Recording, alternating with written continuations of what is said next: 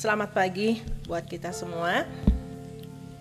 Kita menyadari bahwa hari ini kita boleh tiba di tempat ini, kita bisa berkumpul di tempat ini, itu semuanya karena pertolongan Tuhan bagi kita. Tidak ada satupun karena kekuatan atau karena kehebatan kita, tapi itu murni karena pertolongan Tuhan, karena kuasa Tuhan, sehingga kita boleh tiba di tempat ini, boleh kita menghirup udara segar. Dia memberikan kesehatan, kekuatan bagi kita. Sebelum kita beribadah, mari saya jemput untuk bangkit berdiri bersama-sama. Kita satukan hati kita berdoa. Bapa kami yang di surga, Bapa yang kami kenal di dalam nama Tuhan Yesus. Terima kasih Bapa untuk pagi hari ini, atas kasih dan pertolongan-Mu bagi kami, sehingga kami semua boleh menghirup udara segar, boleh kami memperoleh kekuatan, kesehatan yang daripada-Mu. Pagi ini kami rindu Tuhan untuk memuji dan memuliakan nama Tuhan melalui ibadah kami pagi hari ini.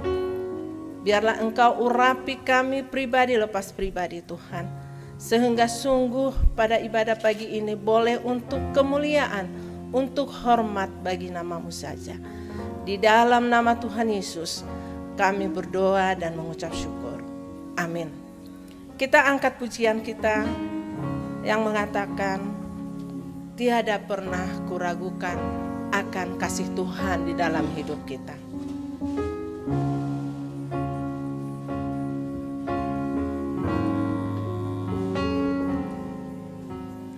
Tiada pernah kuragukan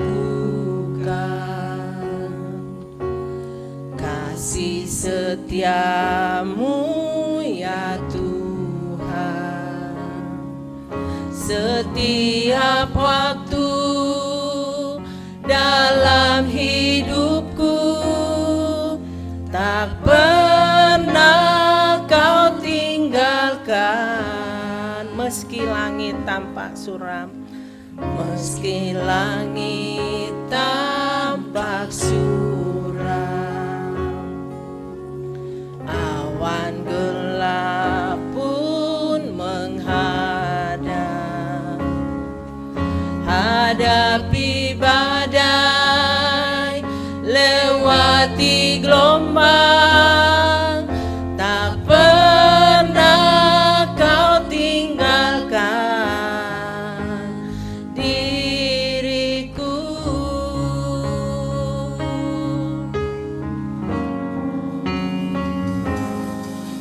Walau 1000 rebah di sisiku,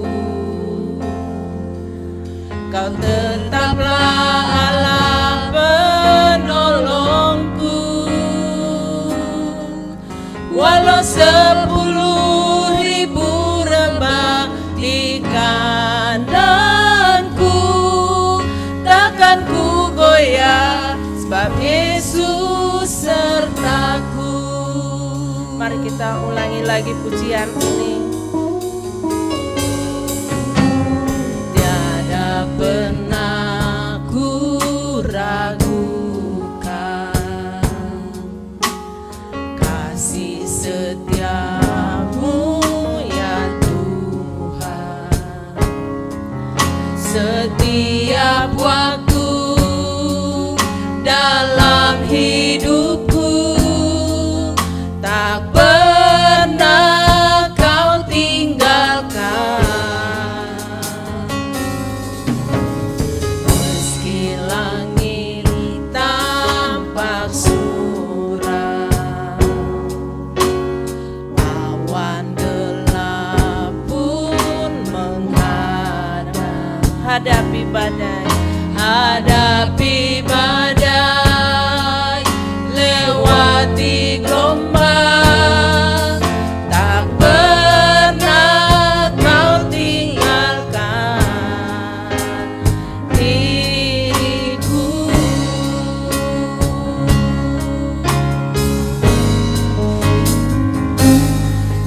Walau 1000 rebah di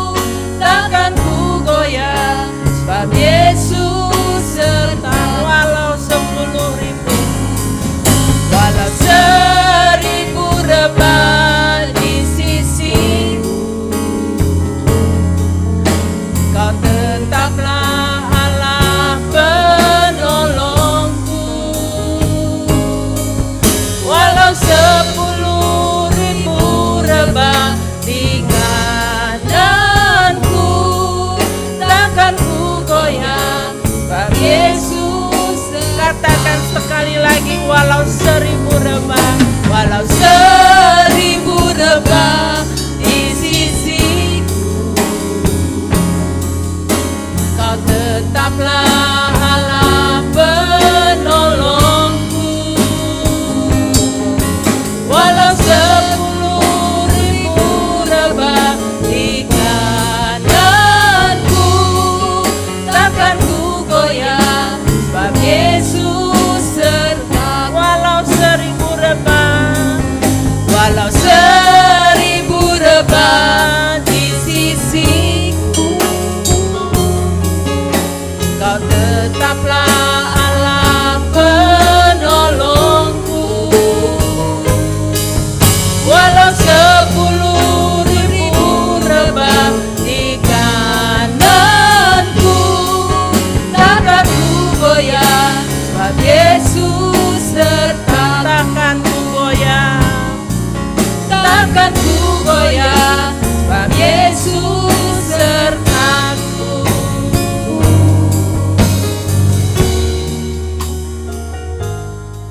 Bapak Ibu yang dikasihi oleh Tuhan, jika kita merenungkan lagu pujian ini, mungkin banyak persoalan pergumulan yang kita hadapi. Tetapi percayalah bahwa Tuhan tidak pernah untuk meninggalkan kita. Tuhan akan tetap untuk menolong. Tuhan akan tetap memberikan kekuatan, perlindungan kepada kita semuanya. Sekalipun awan gelap menghadang dan badai gelombang pun ada di hadapan kita, tapi percaya Bapak Ibu, Tuhan akan menolong kita, akan menyertai kita.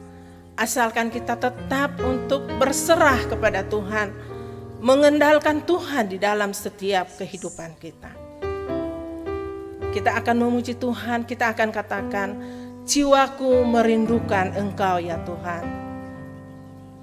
Kita angkat pujian ini.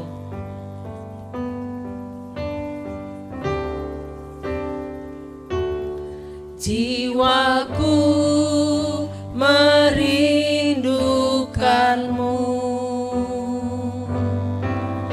ya Allah yang hidup. Jiwaku haus kepadamu, ya Allah yang hidup.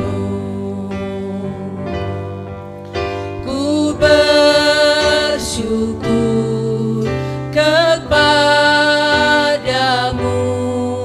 sumber pengharapanku, penolongku dan Allahku, tiada yang sepertimu.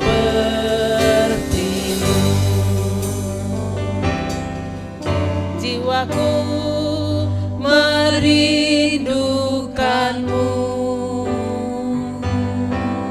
ya Allah yang hidup. Jiwaku haus kepadamu,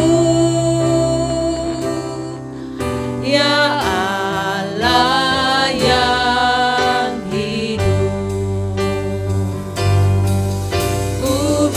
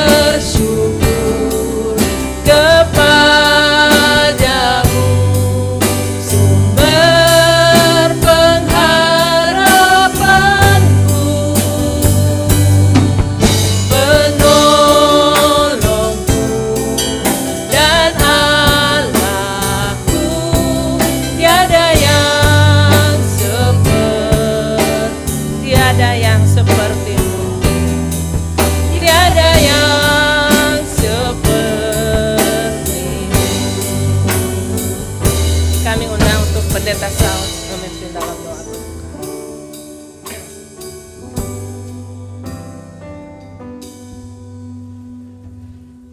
Mari kita berdoa. Bapa di surga, terima kasih pada pagi hari ini. Kami boleh menaikkan pujian dan penyembahan kami. Biarlah pujian dan penyembahan kami ini menjadi dupan yang harum di hadapan Tuhan. Berkatilah ibadah kami ini Tuhan. Biarlah ibadah ini boleh jadi di dalam nama Bapa, Anak dan Roh Kudus yang mengajar kami berdoa. Bapa kami yang di surga, dikuduskanlah namamu, datanglah kerajaanmu, jalanlah kehendak-mu di bumi seperti di surga. Berikanlah pada hari ini makanan kami yang secukupnya, dan ampuni akan kesalahan kami, seperti kami telah mengampuni orang yang bersalah kepada kami. Dan jangan kami bawa ke dalam pencobaan, tetapi lepaskan kami daripada yang jahat. Karena Engkau yang punya kerajaan dan kuasa dan kemuliaan sampai selama-lamanya. Amin. Ya, kita masih tetap berdiri. Sebelum kita masuk ke dalam ruang kesaksian, mari kita nyanyikan nyanyian kita, Kami Terima, Kami Telah Ditebus. Kita akan tetap berdiri, kita nyanyikan lagu ini dengan penuh semangat.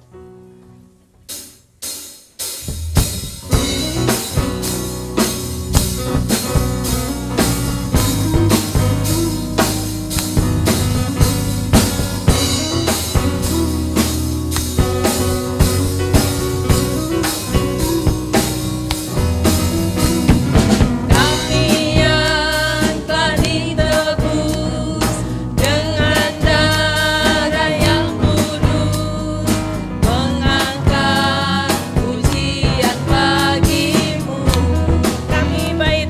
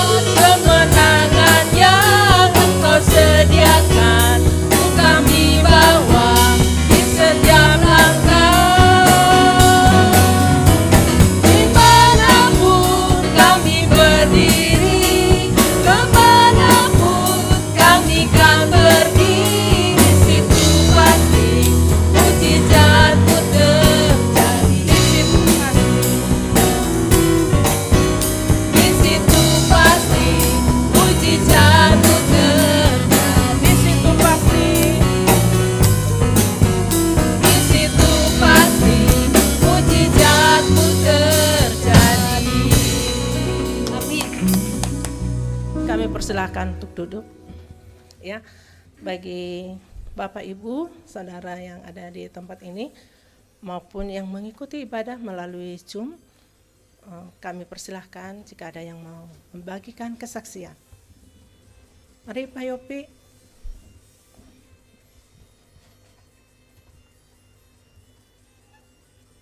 Ya, tentu bersyukurlah kepada Tuhan karena Tuhan itu baik.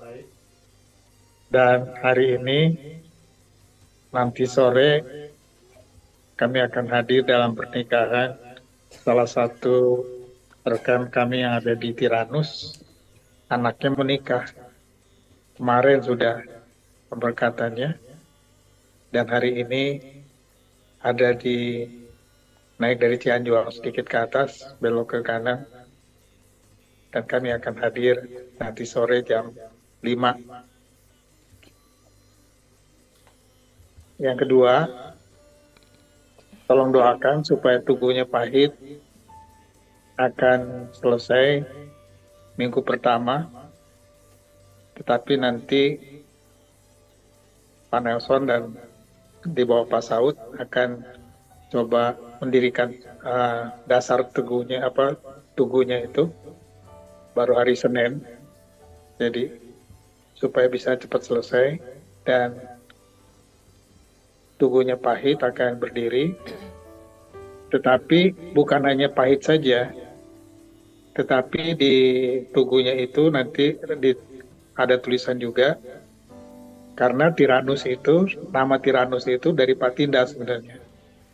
Sehingga biar bagaimana mereka berdua, dan pada waktu itu Patinda sebenarnya masih belum sarjana. Jadi beliau kuliahnya di TB, dan sama-sama terlibat dalam pelayanan, sehingga kesetiaan itu setelah dari tahun 66 sampai hari ini boleh dikatakan kesepakatan mereka itu tetap menjadi agenda Tuhan untuk mereka menjalani apa yang Tuhan mau.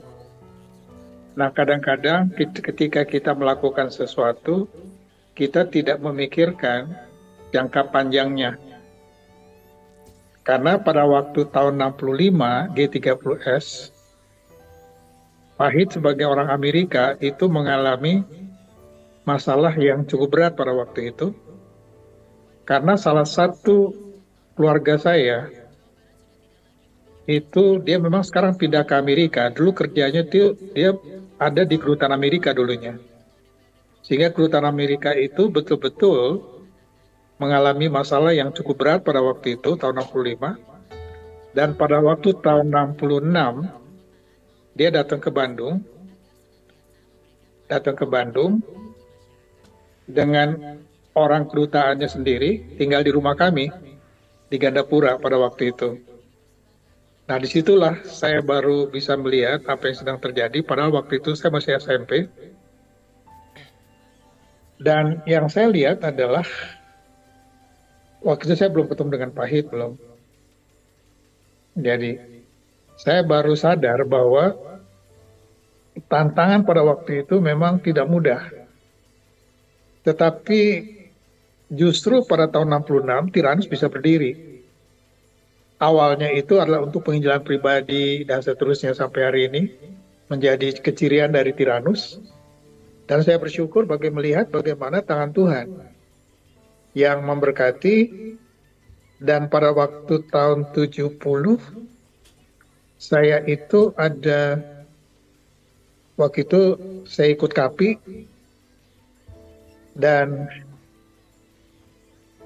terjadi tuduhan yang cukup berat buat saya pada waktu itu. Ada 8 orang sebenarnya mahasiswa, termasuk saya, di KPP 2, itu di Menteng Raya 31. Akhirnya saya masuk ke Jati Baru pada waktu itu. Dituduh lah pada waktu itu. Tapi ternyata bukan saya atau tim kami, bukan. Memang akibatnya markasnya ditutup memang, KPP 2. Waktu itu anak Ambon lah, Maluku lah waktu itu. Teman-teman saya hampir kebanyakan, sekarang mereka ada di Belanda. Jadi dari Amsebowo pada waktu itu di Kuitang. Sehingga boleh dibilang dari sejak itu setelah keluar itu saya mulai memikirkan ke depan hidup saya sendiri pada waktu itu. Mungkin kalau saya nggak di situ, saya mungkin masih ada di jalan, karena pada waktu itu saya sendiri sedang marah dan kecewa karena papa saya meninggal. Jadi saya kembali dari Jakarta, saya masuk ke rumah, saya minta pengampunan dari mama saya, karena hampir selama 5 tahun saya nggak tinggal di Bandung, saya di Jakarta. Saya datang pada waktu itu, dan itulah pertama kali tahun 60, tahun 70, saya ikut di Cihapit itu ke tempatnya Pahit pada waktu itu. Sehingga pada tahun 71 saya ikut kuliah, kuliah pada waktu itu. Dan saya mulai ikut ujian SMP. Padahal saya punya 2 ijazah pada waktu di Jakarta, karena kami sama-sama datang ke sekolah SMA Saudara, itu di Menteng Raya 14. Kami punya ijazah SMP maupun SMA. Karena waktu itu waktu lagi marah itu, tinggalkan Bandung itu, saya di SMPK Boreksa. Jadi waktu saya pulang tuh, saya datang ke kepala sekolah saya, Ibu Tanengbok, SMPK Boreksa. Saya minta maaf ke dia nangis, dia peluk saya, karena dia kenal siapa bapak saya pada waktu itu. Jadi boleh dikatakan saya ya sedikit mundur ke belakang, tetapi melihat bagaimana tangan Tuhan lah. Jadi kalau bukan Tuhan yang tolong saya secara pribadi, dan saya tidak menyadari bahwa akhirnya saya bisa sampai hari ini ada dalam lingkar Tuhan lah. Sangat bersyukur. Jadi, terima kasih bahwa pagi ini saya bisa sedikit bersaksi lah ke belakang, tetapi kita harus ke depan lihat. Dan kita terima kasih bagaimana tangan Tuhan sudah mendirikan gereja, karena biar bagaimana Metodis Injil ini Pahit yang orang Metodis sebenarnya, dan dia yang kasih nama Metodis Injil itu Pahit. Jadi kita bersyukur bahwa tangan Tuhan itu memang ya sangat kuat lah untuk menghadirkan kita sampai hari ini. Saya bersyukur bagaimana tangan Tuhan sudah menolong kita. Nah, saya bersyukur Pak Saud ada di Tiranus sampai hari ini. Salah satu sekolah yang didirikan, dan sampai hari ini masih hadir ya di Cianjuang. Tolong doakan supaya semua berjalan baik. Mungkin itu saja yang saya sampaikan. Tuhan Yesus memberkati. Baik, terima kasih Pak Yopi. Nanti kita akan mendoakan ya. Masih ada lagi Bapak Ibu? Ya, baik, kalau tidak ada, saya akan membagikan sedikit ya pengalaman waktu Natalia itu sakit di Boromeus. Kami merasakan bagaimana pertolongan Tuhan sehingga dia bisa boleh sehat sampai saat ini. Itu yang pertama. Dan yang kedua, saya mau bagikan ketika dia ada di Boromeus, dalam satu kamar itu kan ada 2 orang ya, sehingga kami memiliki tetangga baru di situ. Dan ibu ini sudah usia 73 tahun. Di hari pertama saya datang, saya sapa ibu ini. Mereka adalah orang Muslim gitu. Saya sapa ibu ini, saya tanyakan, ibu sakit apa? Gitu. Lalu dia bercerita. Kalau di hari pertama dia masih agak cuek gitu. Terus dapat lagi di hari kedua, saya datang lagi ke ibu ini. Karena ibu ini tidak ada yang menjaga Bapak Ibu. Dia memiliki 3 orang anak, semuanya sudah bekerja, ada di Bandung. Lalu yang kedua itu yang dia memiliki suami, yang sudah 12 tahun stroke di rumah. Dan dia adalah pensiunan dari dokter, suaminya ini. Dan ibu ini pensiunan dari Telkom. Sehingga kami banyak bicara-bicara.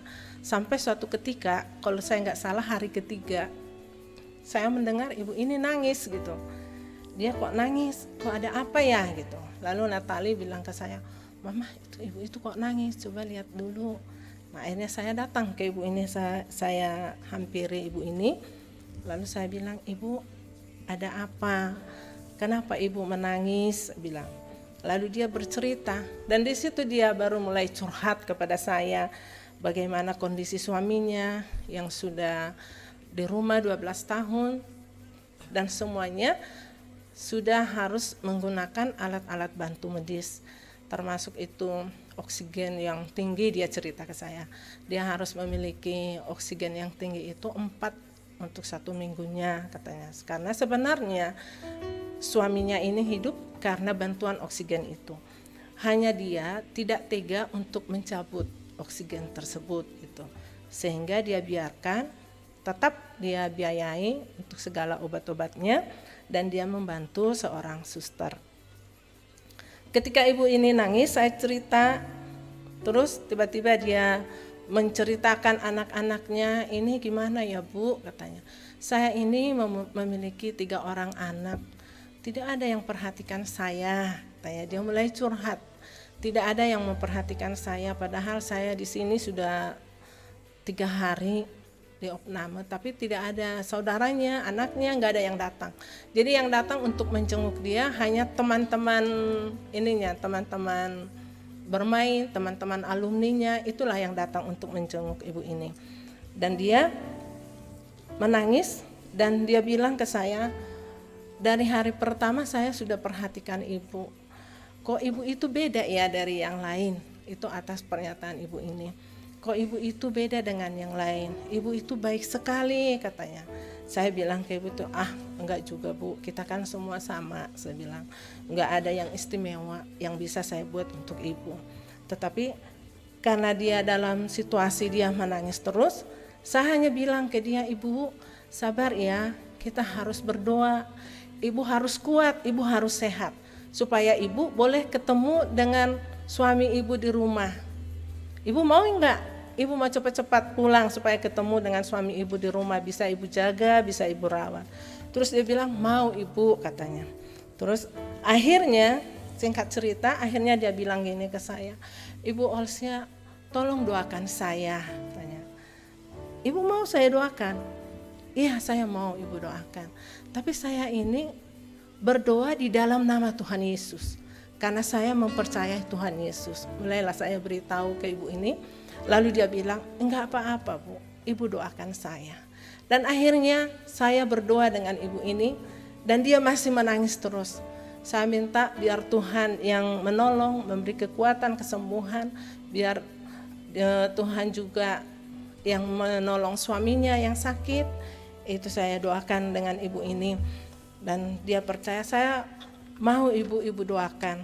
Walaupun ibu percaya kepada Tuhan Yesus, saya tidak apa-apa, ibu doakan."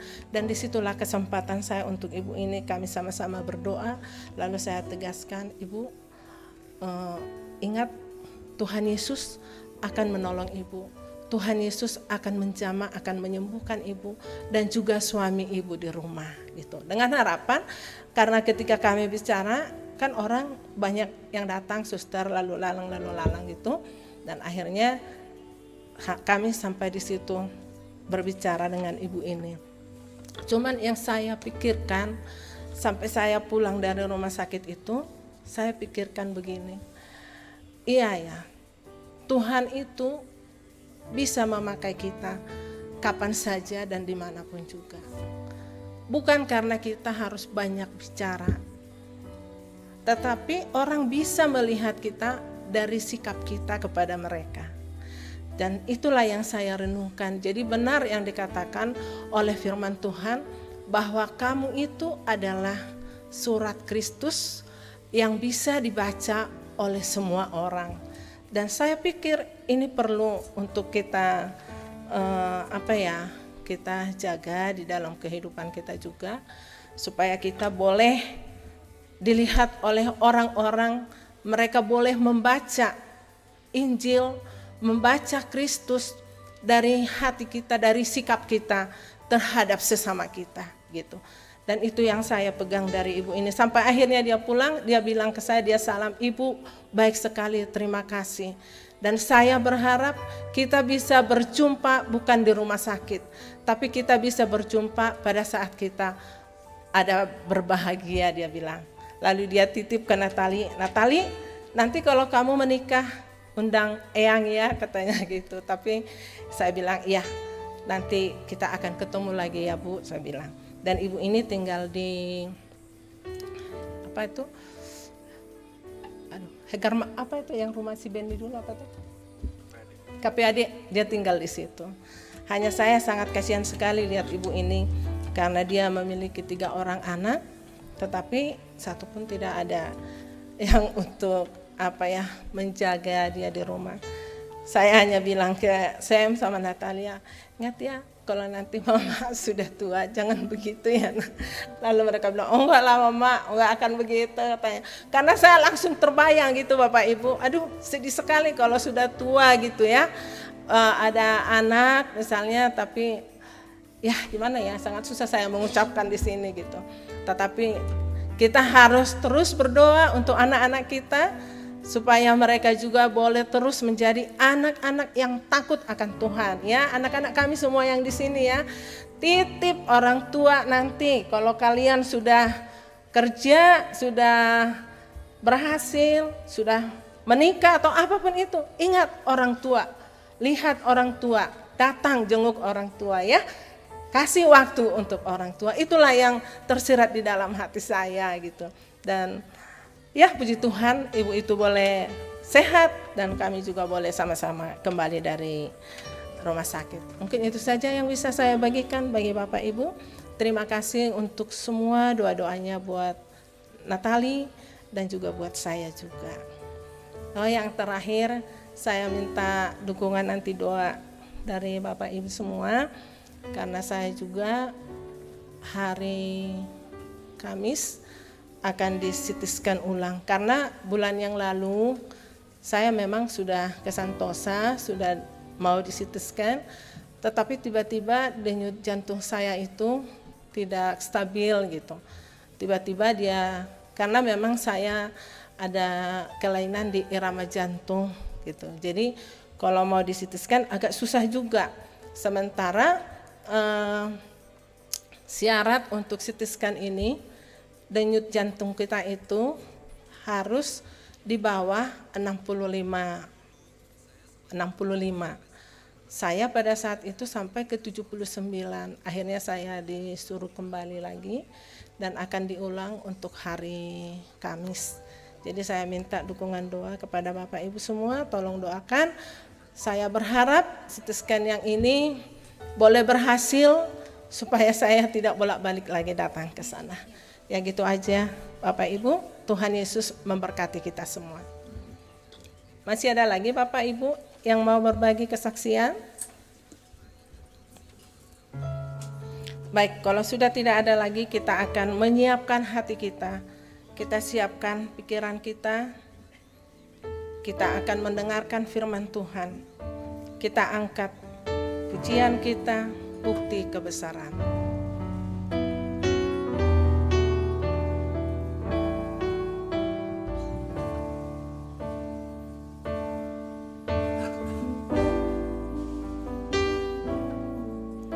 Tuhan, Kau sempurna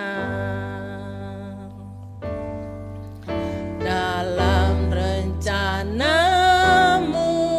dan karya-Mu. Ku serahkan hidupku, murnikan dengan Roh-Mu. Tuhan, Kau sempurna dalam rencana-Mu dan karya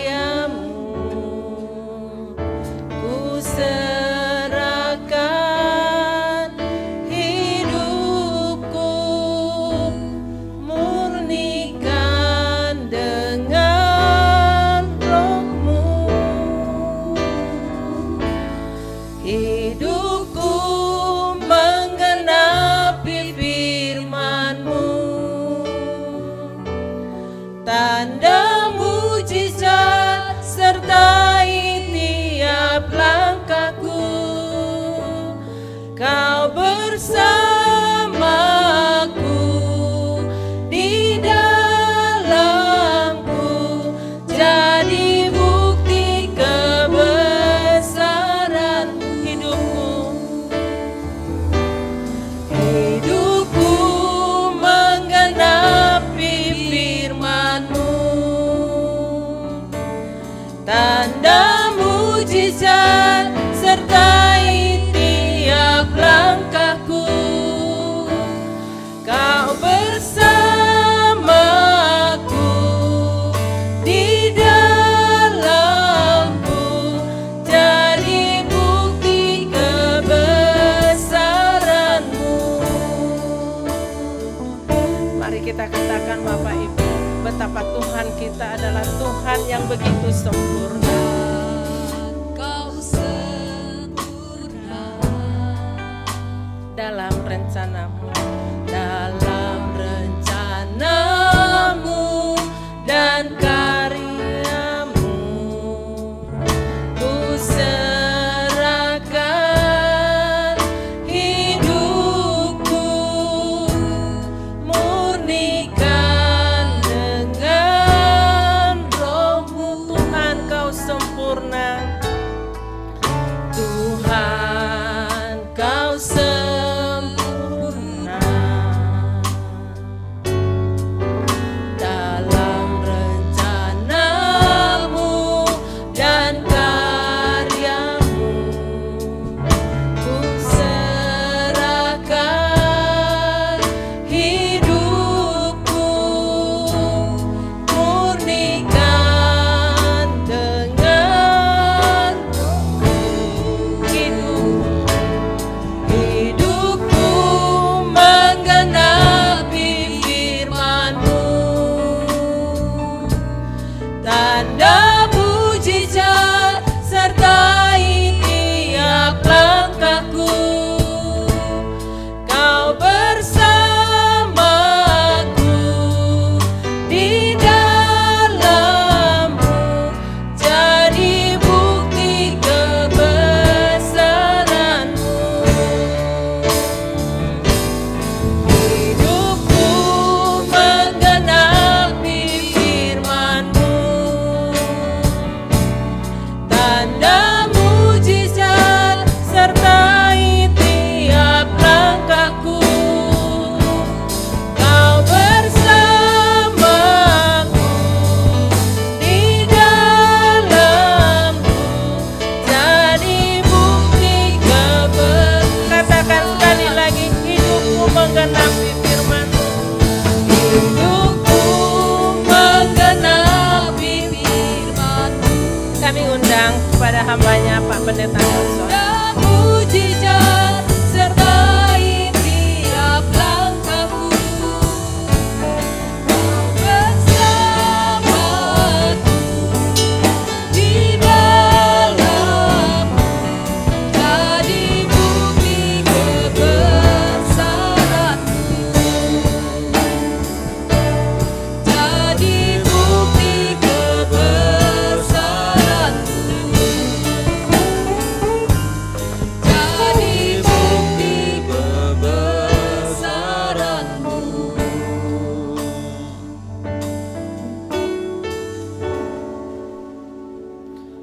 Mari kita berdoa. Engkau adalah Allah yang maha besar, tak terbatas, tak tertandingi, tak terpahami, dan juga tak dapat digambarkan dengan sempurna, sebab Engkau adalah yang sempurna itu sendiri. Tetapi Engkau menyatakan diri-Mu kepada kami sebatas-batas yang bisa kami paham. Kami bersyukur karena kasih-Mu lah maka Engkau menyatakan diri, karena Engkau ingin kami bisa menikmati hidup kami di dunia ini bersama Tuhan, dan juga tentu bersama-sama dengan Engkau di dalam kekekalan. Terima kasih ya Bapa yang baik. Kami berdoa supaya Roh-Mu menolong kami saat ini karena kami akan mendengarkan firman-Mu, agar kami bisa bertumbuh di dalam iman. Karena itu bantu kami semua. Buatlah kiranya konsentrasi kami terpusat kepadamu saja oleh Roh-Mu yang kudus, dan firman-Mu yang diberitakan ini bisa kami pahami dan menjadi berkat bagi kami semua. Terima kasih ya Bapa, kami serahkan semua kepadamu di dalam nama Tuhan kami Yesus Kristus. Amin. Baik Bapak Ibu, salam, selamat pagi semua. Ya, senang, salam. Senang bisa bertemu kembali ya. Nah, minggu lalu saya ada di Kuningan, ya Ciamis dulu semalam, baru di Kuningan. Di Ciamis saya di sebuah keluarga, melayani sebuah keluarga walaupun tidak tuntas. Karena Bapak itu beragama memang, tetapi ya dia Katolik. Tetapi juga kalau ada, jadi dia itu berdoa, katanya pertama doa Bapa kami, setelah itu nanti dilanjutkan dengan doa panduan di Katolik, baru terakhir dia pakai Al-Fatihah. Wah, luar biasa bukan? Ya, tapi saya belum tuntas melayani Bapak ini. Ya, mungkin di lain waktu. Sebetulnya dulu juga sudah pernah saya layani dia, tapi saya tidak tahu kalau dia ternyata memiliki ya pemahaman yang seperti itu. Ya, dari mana Bapak tahu itu doa Al-Fatihah? Saya bilang, kan saya suka ikut apa katanya? Apa itu? Kalau habis meninggal itu apa namanya? Wirid, apa itu? Hah? Tahlilan, ya tahlilan. Ya, jadi saya hafal-hafal katanya. Hari tahlilan itu saya tahu. Terus saya tanya Ustadz, katanya untuk apa berdoa ini ya Ustadz jelaskan. Ya, jadi ya pakai itu ya, doa apa kami, doa panduan Katolik, baru terakhir Al-Fatihah. Nah itu. Jadi Bapak Ibu, itu sekilas perjalanan. Begitulah banyak orang-orang Kristen ya yang kita temui. Lalu saya di Kuningan, ya saya Minggu sama Senin di sana. Ya Senin, saya kalau nggak salah jam 10 ya baru sampai di Bandung hari Seninnya. Nah itu saya bertemu dengan banyak orang, karena saya nggak bawa motor. Ya saya jalan aja ya di antara Cibunut dan Tagok, ya itu satu desa tapi berdampingan. Ya saya jalan, kenalan sana kenalan sini, sehingga semakin banyak orang yang saya kenal, dan itu menjadi jembatan untuk kemudian waktu-waktu kalau saya ke sana nanti supaya bisa kembali mengunjungi mereka. Ada satu hal yang sedikit mengganggu saya.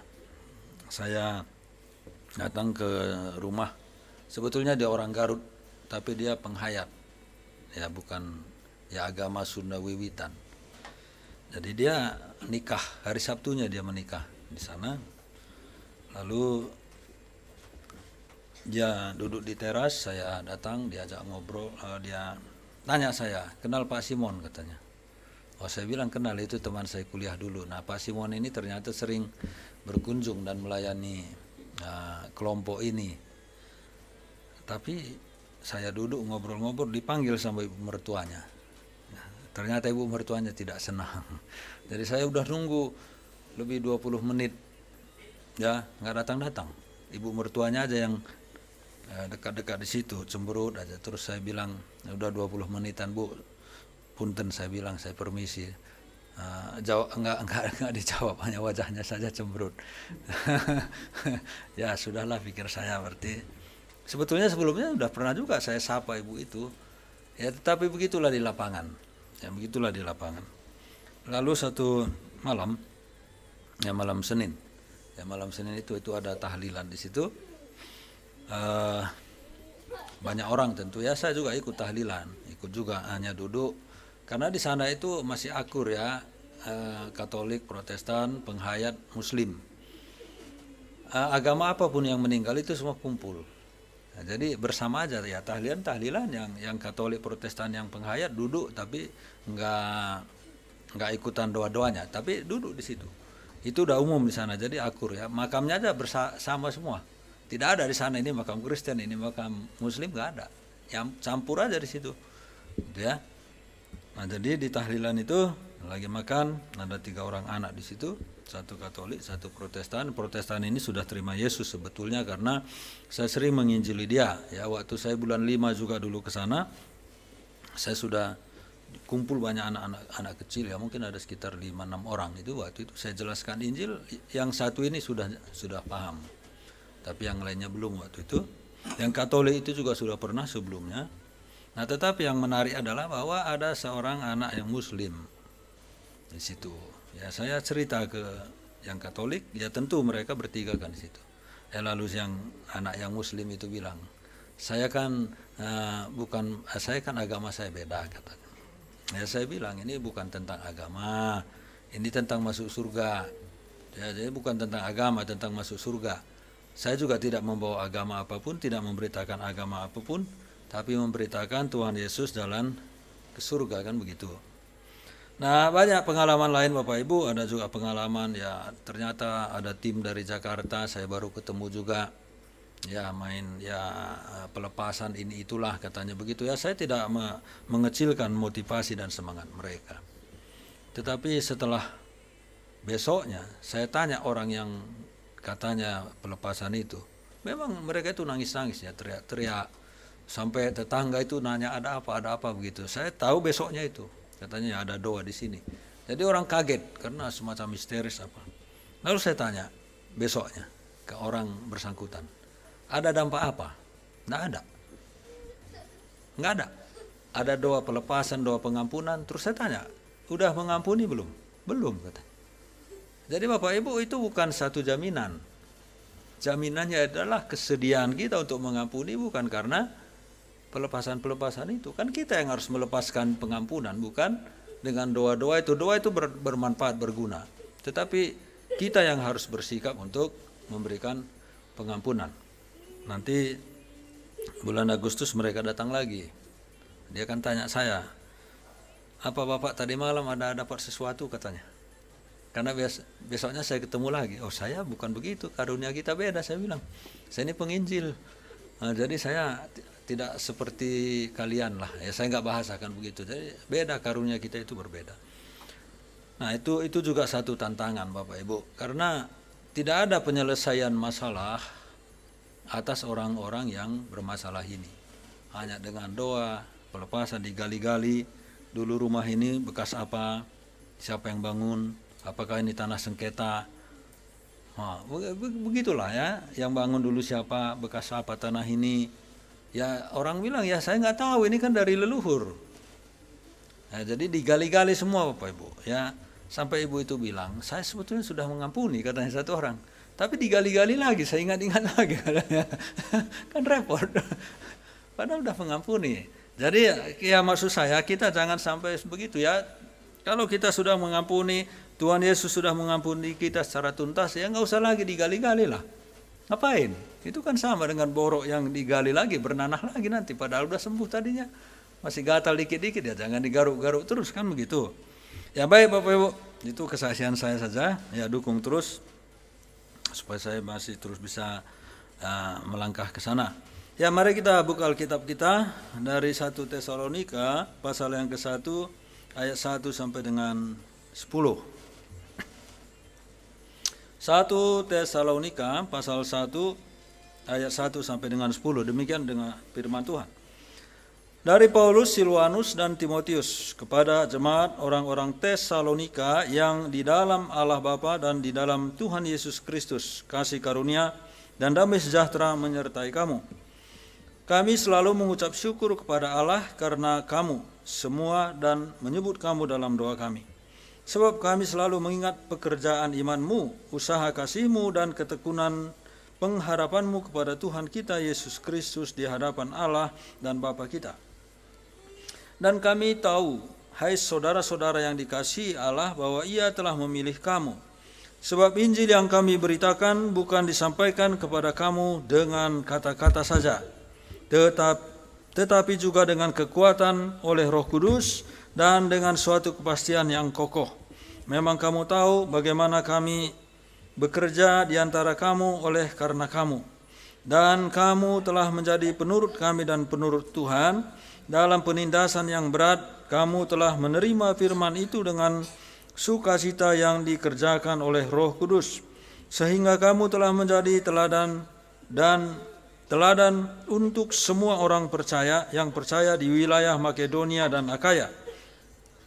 Karena dari antara kamu firman Tuhan bergema bukan hanya di Makedonia dan Akaya saja, tetapi di semua tempat telah tersiar kabar tentang imanmu kepada Allah, sehingga kami tidak usah mengatakan apa-apa tentang hal itu. Sebab mereka sendiri bercerita tentang kami, bagaimana kamu sambut dan bagaimana kamu berbalik dari berhala-berhala kepada Allah untuk melayani Allah yang hidup dan yang benar, dan untuk menantikan kedatangan anaknya dari sorga yang telah dibangkitkannya dari antara orang mati, yaitu Yesus yang menyelamatkan kita dan dari murka yang akan datang. Nah, Bapak Ibu yang dikasihi oleh Tuhan Yesus Kristus, dalam perjalanan kekristenan tidak sedikit terjadi penganiayaan di mana-mana. Makanya kalau Bapak Ibu sekarang umpamanya ada namanya Kasih Dalam Perbuatan, itu adalah satu organisasi Kristen yang bergerak di bidang mendata penganiayaan orang Kristen terjadi di seluruh dunia dari waktu ke waktu. Pendiri dari lembaga ini adalah seorang Yahudi ya pada zaman Uni Soviet. Ya, dulu dia tinggal di wilayah Uni Soviet. Sebetulnya dia dulu beragama Yahudi tapi kemudian bertobat.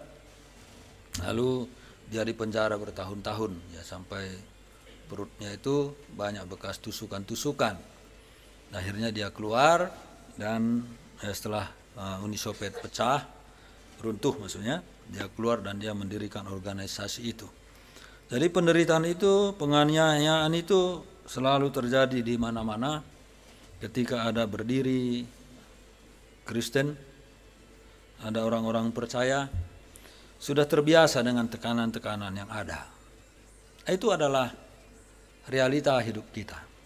Saya selalu katakan dari tempat ini, bahwa keselamatan dan penderitaan di dalam Tuhan itu adalah paket. Itu sepaket. Ya, tidak bisa dipisahkan. Kita sudah diselamatkan karena iman kita di dalam Tuhan Yesus Kristus, tadi seperti digambarkan di ayat yang ke-18.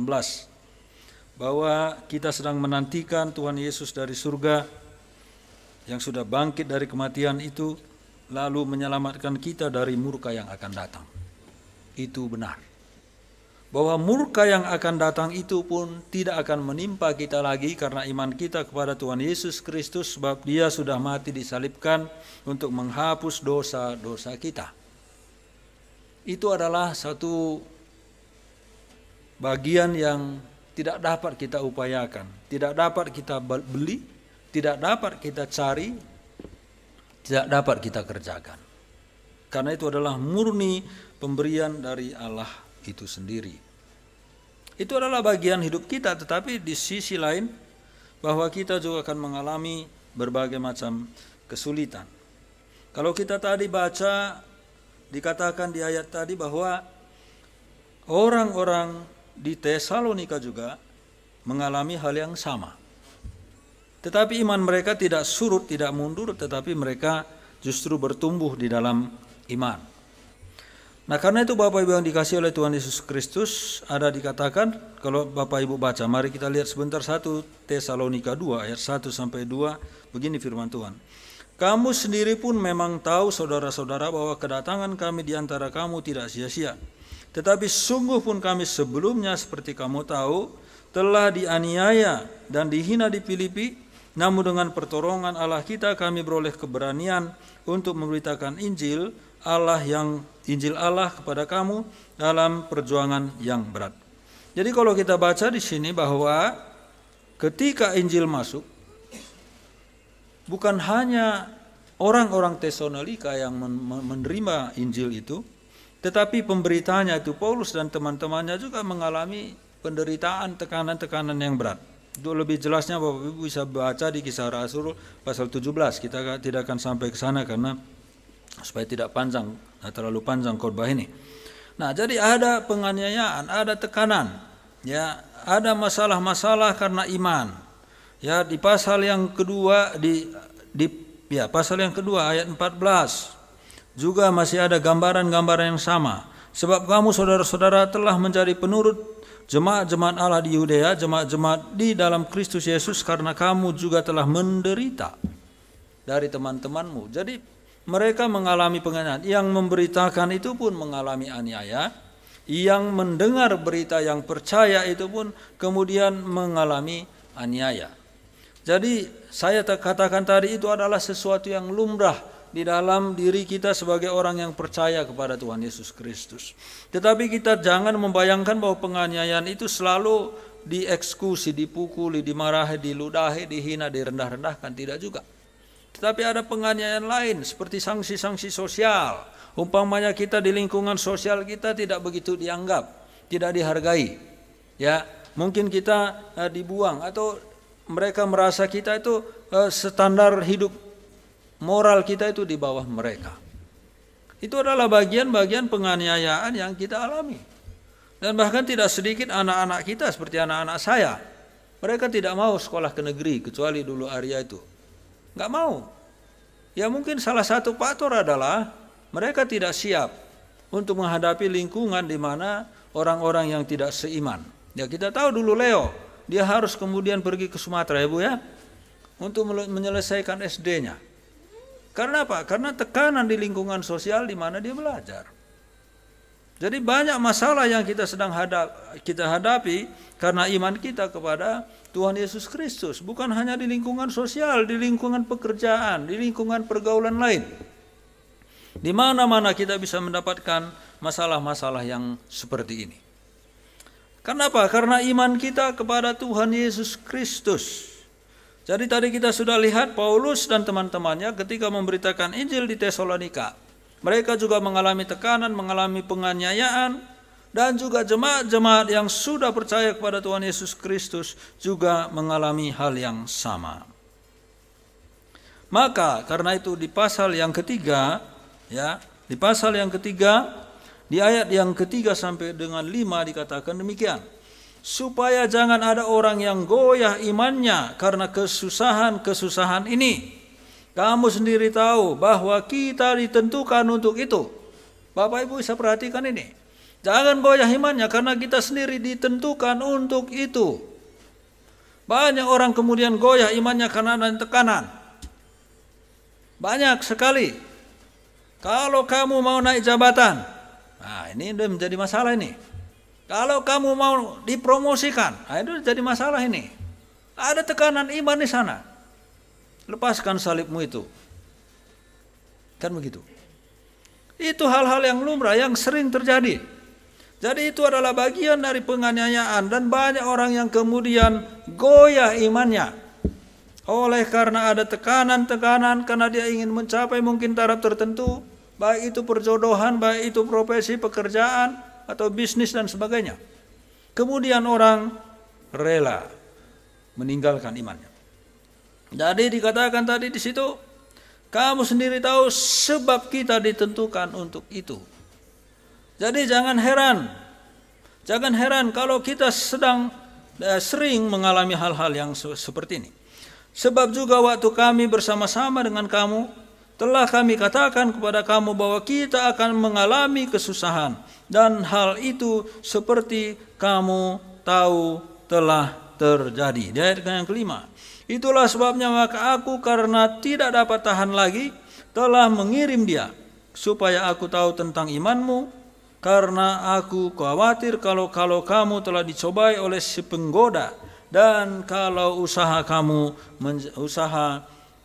kami menjadi sia-sia. Ada si penggoda di sana. Jadi penggoda itu ya bisa menggoda dengan cara apapun. Bisa juga dengan tekanan. Menggoda. Ya supaya kita aman, supaya kita selamat. Saya ada punya teman dulu, kenalan ya. Dulu ya saya kenalan. Dia beragama Kristen. Tetapi saya ketika saya bertanya lebih jauh. Ternyata ayah ibunya, saudara-saudaranya semuanya Muslim. Nah kenapa kamu sendiri beda saya bilang. Jadi begini ceritanya. Waktu itu orang tuanya pindah ke satu tempat di Bandung ini dari Sumatera. utara. Tapi dia tinggal sama kakek neneknya di kampung, jadi dia nggak ikut. Dia pindah ke tempat itu lalu dia mau mencatatkan diri sebagai warga, ada syaratnya. Pak, di sini tidak ada yang seperti agama Bapak. Itu udah tahu maksudnya itu kan. Oh, Bapak ini juga nggak ngerti imannya barangkali. Jawabnya apa? Oh ya, saya memang sudah beralih Pak, cuma di KTP belum berganti katanya. Itulah sebabnya, jadi semua ayah, ibu, adik-adiknya itu beralih. Dia sendiri tidak. Karena dia tinggal di kampung. Untung dia tinggal di kampung. Nah jadi Bapak Ibu, ini godaan-godaan yang kita lakukan. Bagaimana supaya hidup ini mudah, bagaimana supaya kita senang, bagaimana supaya tidak terhimpit, tidak terjepit, bagaimana supaya semua baik-baik saja dan lancar-lancar saja. Kita kadang rela kompromi dengan iman kita. Kita rela menganggap itu menjadi sesuatu, bukan menjadi utama. Nah maka tadi Paulus bilang, aku mengirim orang ini kepadamu, aku mau cek. Ya, Timotius maksudnya kalau kita lihat ayat yang kedua. Apakah iman kamu itu mundur atau maju? Aku ingin bukti dari Timotius, bukan berita kata orang, tetapi aku ingin bukti dari Timotius. Nah kenapa ini memang pergumulan seorang hamba Tuhan? Ya ketika kita melayani orang-orang dan orang itu tidak bertumbuh, itu kan menyedihkan itu. Ya orang hamba Tuhan sering mengevaluasi diri, kenapa? Ya kenapa dan kenapa? Evaluasi, kenapa tidak bertumbuh? Kenapa orang ini tidak bertumbuh? Tidak, pengenalannya tidak semakin mantap. Nah inilah yang dilakukan oleh Paulus. Ya, jadi sehingga dia mengutus Timotius pergi ke sana. Nah Bapak Ibu yang dikasihi oleh Tuhan Yesus Kristus, dan ada permintaan di situ di pasal 4 ayat yang ke-1. Akhirnya saudara-saudara, kami minta dan nasihatkan kamu dalam Tuhan Yesus.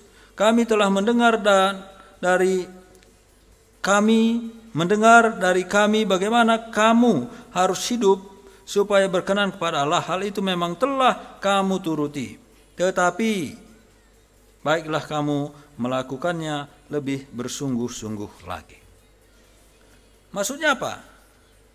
Paulus ketika melayani jemaat di Tesalonika itu, dia memberitahu mereka, mendorong, memotivasi mereka untuk hidup benar di hadapan Allah. Dan ternyata mereka itu sudah menurutinya. Tadi kita sudah membaca itu. Dan bahkan kalau kita lihat di pasal 1 ayat 6, ya tadi kita sudah sempat membaca itu, saya akan bacakan lagi. Dan kamu telah menjadi penurut kami dan penurut Tuhan. Dalam penindasan yang berat kamu telah menerima firman itu dengan sukacita yang dikerjakan oleh Roh Kudus. Mereka taat. Mereka taat. Melakukan apa yang Tuhan inginkan. Tadi dikatakan penurut kami dan penurut Allah. Artinya bahwa mereka menuruti Rasul Paulus karena dia menuruti Allah. Karena tunduk kepada Allah, tunduk kepada Tuhan. Jadi bukan tunduk kepada yang lain-lain. Namun kalau kita membaca di pasal 4 ayat yang ke-9, Bapak Ibu, tetapi kasih persaudaraan tidak perlu dituliskan kepadamu, karena kamu sendiri telah belajar kasih mengasihi dari Allah. Nggak perlu lagi. Kamu sudah tahu itu, kamu sudah belajar tentang kasih mengasihi. Tapi katanya apa? Kamu lakukanlah lebih sungguh-sungguh lagi. Jadi tidak berhenti. Sudah hidup dalam kasih. Tetapi kasih itu harus bertumbuh. Bagaimana kasih bertumbuh? Apakah pengertiannya bertumbuh? Tentu pengertian kita tentang mengasihi itu juga bertumbuh. Karena banyak orang yang salah mengasihi. Terlalu memanjakan anak itu kan ya karena sayang sama anak, karena mengasihi anak katanya. Tetapi tidak ada lagi remnya, akhirnya kasihnya kebablasan. Itu juga salah, bukan? Ada salah dalam mengasihi. Jadi kita harus bertumbuh di dalam pemahaman untuk mengasihi, supaya tidak salah di dalam mengasihi. Bapak Ibu, kalau saya lihat itu di pengamen apa di jalanan itu, saya nggak pernah kasih itu. Dulu-dulu ya, sini-sininya tidak. Kenapa? Karena saya lihat mata mereka merah-merah. ya kan, matanya merah-merah kelihatan. Wah ini kayaknya minuman keras ini. saya nggak mau ngasih. Lalu saya sering lihat anak kecil disuruh duduk di situ ngemis-ngemis, ibunya di jongkok-jongkok, ada yang merokok-rokok lagi di sisi-sisi jalan itu. Nanti anaknya lari datang ke ibunya, di situ ibunya merokok. Bagaimana saya mau mengasihi itu? Saya mengasihi mereka, tetapi saya tidak mau mereka dieksploitasi oleh ibu mereka. Karena ibu mereka lah yang harusnya bertanggung jawab untuk memenuhi kebutuhan ini anak. Ya walaupun kita tahu lapangan pekerjaan itu mungkin kadang sulit, tetapi masa juga dia merokok di sana kan gitu. Merokok lagi di pinggir, di pojok-pojok sana. Saya tidak mau itu. Bukan saya tidak mengasihi mereka, mengasihi, tapi saya tidak mau mengasihi dengan cara yang salah. Ya, jadi kita harus berkembang dalam pengertian, tetapi juga berkembang di dalam tindakan apa yang harus kita perbuat, apa yang harus kita pikirkan. Suatu waktu saya di Tiranus itu kan ya Pak Saud, ya saya lagi kerja di sana, ada ketua Tiranus di situ, ada mahasiswa-mahasiswa. Saya bilang, jangan buang-buang air kalau saya tidak salah. Nah, terus kenapa? Saya bilang nanti air ini habis, generasi berikut mau minum apa? Generasi berikut nanti dapat dari mana? Nah, saya kan jawabannya begitu. Pak Mikanya juga bingung juga dia. Karena saya bertindak itu memikirkan generasi yang akan datang. Saya pikirkan nanti tindakan saya ini akan mengganggu enggak ke masa depan bagi orang-orang yang masih hidup di masa depan. Itu mengasihi. Walaupun saya orang tidak lihat saya melakukan itu. Tetapi di dalam benak saya, cara berpikir saya selalu bersikap, apakah yang saya lakukan ini bisa akan merusak, mengganggu di masa depan atau tidak. Buat generasi-generasi berikutnya. Karena saya lihat bahwa kita kadang-kadang seenaknya saja. Tidak pikirin bagaimana nanti ke depannya. Mungkin kita sudah enak-enak ya, seperti pohon aja kita tebangi aja semua. Nanti generasi berikut sudah susah cari kayu. Ya, dunia semakin panas. Karena itu harusnya dipikirkan. Saya Bapak Ibu buang tisu saja saya pakai berkali-kali baru saya buang. Pakai buat ini, kalau belum terlalu kotor nanti lapkan apa itu? Apa aja yang kotor-kotor. Kenapa? Tisu itu kan dari pohon. Pikiran saya begitu. Ya. Tisu itu dari pohon. Jadi kalau kita ambil tisu, berapa pohon yang kita tebang itu? Dan bagaimana generasi berikut? Nah, itu berkembang dalam pengertian, berkembang di dalam tindakan, bukan hanya semata-mata orang harus lihat, tidak. Tapi pikirkanlah dampak bagaimana nanti ke depan atas apa yang kita kerjakan. Jadi melakukan dengan lebih bersungguh-sungguh lagi. Tidak berhenti hanya sampai tahap kita sudah mencoba mengasihi betul, kita sudah melangkah di dalam kasih betul, tapi kasih itu harus berkembang di dalam pemahaman, tetapi juga berkembang di dalam tindakan kita sehari-hari. Saya pernah kesal, istri saya pernah kesal sama saya itu. Dulu waktu itu naik motor dengan benanya dari sini, kalau saya tidak salah dia buang botol minuman apa itu di lampu merah. Saya bilang ambil. Jangan, nggak mau. Saya turun, walaupun saya bonceng. Saya ambil. Karena saya tidak mau ini akan merusak orang lain. Coba bayangkan botol itu kalau digilas sama motor bisa juga motornya jatuh, kan? Kenapa kita tidak memikirkan itu? Jadi kita terus harus berkembang di dalam kasih kalau kita sudah percaya kepada Tuhan Yesus Kristus. Ya, berkembang dalam pengertian tetapi juga berkembang di dalam tindakan-tindakan kita. Pasal 4 ayat 9 sampai dengan 10 dikatakan demikian. Tentang kasih persaudaraan tidak perlu lagi dituliskan kepadamu karena kamu sendiri telah belajar kasih mengasihi dari Allah. Hal itu kamu lakukan juga terhadap semua saudara di seluruh wilayah Makedonia. Jadi bukan hanya di lingkungan kecil mereka. Tetapi kami menasihati kamu saudara-saudara supaya kamu lebih bersungguh-sungguh lagi melakukannya. Itu yang saya katakan tadi. Bersungguh-sungguh lagi, harus berkembang, bertumbuh. Tidak berhenti hanya pada satu titik, saya sudah mengasihi bagian ini, tapi bagian apa lagi yang bisa kita lakukan? Pola pikir apa lagi yang bisa kita ubah untuk bisa membawa kebaikan bersama bagi orang lain, walaupun orang lain tidak melihat dampak apapun dan mereka tidak melihat apapun yang kita lakukan, tetapi kita sudah melakukan bagi generasi-generasi yang akan datang. Bukankah kasih itu lebih tulus daripada dilihat orang kita melakukannya? Ya? Ini nggak ada yang lihat. Itu lebih tulus daripada dilihat orang kita melakukannya. Kadang orang tepuk tangan sama kita, baru bulu kuduk kita bergetar semua. Rontoklah ketulusan itu. Jadi bersungguh-sungguh lagi melakukannya. Ya, itu yang disampaikan oleh firman Tuhan. Ya, kalau kita lihat itu bahwa mereka sudah mengasihi, sudah hidup di dalam kasih, walaupun ada tekanan, ada penderitaan, tetapi dia tetap didorong terus maju di dalam kasih. Nanti kalau Bapak Ibu baca di 2 Tesalonika, mereka itu betul-betul berkembang di dalam kasih, iman semakin bertambah. Ya, ini saya tidak baca panjang lebar. Di 2 Tesalonika ayat 1 sampai dengan 3 di situ dijelaskan iman mereka semakin bertambah, kasih semakin kuat, termasuk kepada para pemimpin. Padahal tadi kita sudah jelas dengar bahwa jemaat Tesalonika itu sudah hidup saling mengasihi, bahkan sampai ke jemaat lain, bukan hanya di kelompok mereka, tetapi kelompok wilayah yang lebih luas. Tetapi Paulus bilang kalian harus lebih lagi, dan mereka menerapkan itu di 2 Tesalonika. Nah, saya akan mengajak kita sedikit membaca. Ya, di 2 Tesalonika 1 ayat yang ke-7.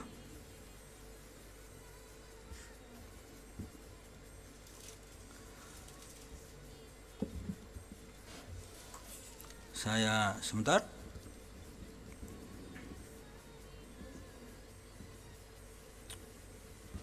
Pasal 1 ayat yang ke-7 sampai dengan 9. Dan untuk memberikan kelegaan kepada kamu yang ditindas dan juga kepada kami, pada waktu Tuhan Yesus dari sorga menyatakan dirinya bersama-sama dengan malaikat-malaikatnya dalam kuasanya dan di dalam api yang bernyala-nyala, dan mengadakan pembalasan terhadap mereka yang tidak mau mengenal Allah dan tidak menaati Injil Yesus Tuhan kita. Mereka ini akan menjalani hukuman kebinasaan selama-lamanya, dijauhkan dari hadirat Tuhan dan dari kemuliaan kekuatannya. Nah, Bapak Ibu yang dikasihi oleh Tuhan Yesus Kristus, nah perhatikan, ini adalah satu perbandingan perbedaan. Kita yang sudah diselamatkan memang menderita, tetapi mungkin orang-orang yang belum diselamatkan itu keadaannya mungkin lebih senang. Tetapi perhatikan, akhir dari semua itu adalah mereka akan disiksa di dalam penderitaan yang tidak ada habis-habisnya. Mungkin ya kita menderita di dalam dunia ini, tetapi Tuhan sudah menyediakan bagi kita tempat di surga bersama-sama dengan Dia. Jadi ada satu perbedaan, mereka bisa senang, mungkin senang bangga karena Dia bisa menekan kita, membuat masalah bagi kita supaya kita sulit. Tetapi nanti. Nah, dalam situasi itu, maka Rasul Paulus tetap mendorong supaya mengasihi. Karena apa? Karena kita adalah anak-anak Tuhan yang harus tetap mengasihi. Jadi kita tidak bisa berhenti, kita terus harus melaju mengasihi satu dengan yang lain. Tidak pernah kita akan mundur walaupun banyak tantangan, tekanan ke depan. Mungkin akan semakin sulit, ekonomi semakin sulit, dunia semakin sulit. Orang akan hanya peduli dengan dirinya sendiri. Hubungan antara manusia itu kemudian ke depan itu hanya akan menjadi hubungan bisnis. Saya mau kenalan dengan kamu kalau ada keuntungannya secara ekonomis, kan begitu. Nanti kan begitu ya, kita bolehlah berteman. Tetapi apa dampak ekonominya bagi saya? Begitu kan kalau ke depan. Sekarang pun sudah banyak begitu. Hanya membangun relasi. Relasi itu sudah semacam bisnis saja. Kalau tidak ada untungnya lagi, barangkali sudah tidak dianggap. Nah, jadi kita diajak terus untuk mengasihi di tengah-tengah di mana orang semakin sulit untuk mendapatkan kasih yang besar. kasih yang tulus, kasih dari orang-orang.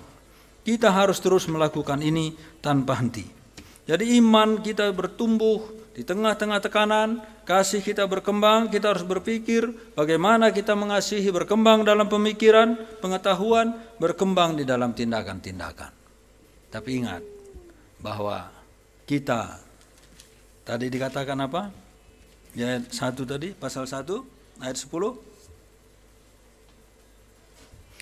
Dan untuk menantikan kedatangan anaknya dari surga, yang telah dibangkitkannya dari antara orang mati, yaitu Yesus, yang menyelamatkan kita dari murka yang akan datang. Sangat berbeda kan dengan mereka tadi. Mereka menantikan tapi masuk ke dalam penghukuman. Itulah perbedaan di antara kita. Jadi mari kita terus bertumbuh di dalam kasih. Ya walaupun ada tekanan, masalah, penderitaan, Tuhan kan tahu. Ya Tuhan kan membela kita. Tuhan membela kita. Kadang-kadang kita tidak paham pembelaan Tuhan seperti apa. Ya ada masa-masa kadang saya juga berpikir itu kritis. Kenapa Tuhan orang sebaik dia cepat dipanggil Tuhan? Kenapa harus dengan cara ini Tuhan? Kan bisa aja dia tidur enak-enak, besok pagi udah itu ya, udah nggak bisa dibanguni. Kenapa harus sakit dulu? Padahal orangnya baik. Di mana kasih-Mu Tuhan?